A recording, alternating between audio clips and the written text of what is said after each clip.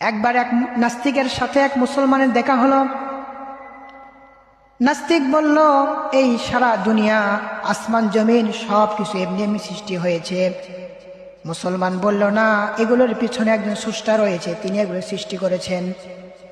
নাস্তিক বলল, আমি আল্লাহকে বিশ্বাস করি না, আল্লাহ বলতে কেউ না, এগুলো সব এমনি এমনি হয়েছে। মুসলমান বলল, তাহলে আমি তোমাকে একটা প্রশ্ন করব, তুমি আমার প্রশ্নের সঠিক উত্তর দেবা, সত্য কথা বলবা।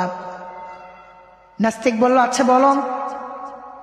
মুসলমান বলল, তুমি যদি বিশাল সাগরের মধ্যে যদি তুমি পড়ে যাও, আটলান্টিক মহাসাগরের মধ্যে যদি তুমি কোনোদিন পড়ে যাও, সেখানে তোমাকে বাঁচার মতো কেউ নাই, আশেপাশে কোনো ঘর বাড়ি নাই, আশেপাশে কোনো মানুষ নাই তোমাকে বাঁচাবে, এরপরে তুমি বিশাল সমুদ্রের মাঝে পড়ে বাঁচাও বাঁচাও বলে চিৎকার করবে, ঠিক কিনা?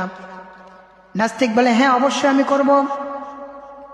মুসলমান বলল, তাহলে তুমি বলো, এই বিশাল সমুদ্রের মধ্যে তোমাকে বাঁচানোর মতো কেউ নাই, কোনো ঘর বাড়ি নাই, কোনো লোক নাই, কেউ তোমাকে বাঁচাতে পারবে না, তাহলে এই বিশাল সাগরের মধ্যে পড়ে তুমি কাকে বাঁচাও বাঁচাও বলে ডাকো?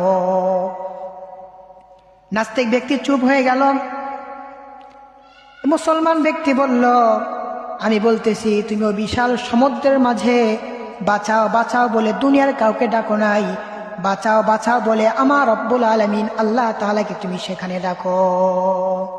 সুবহানাল্লাহ।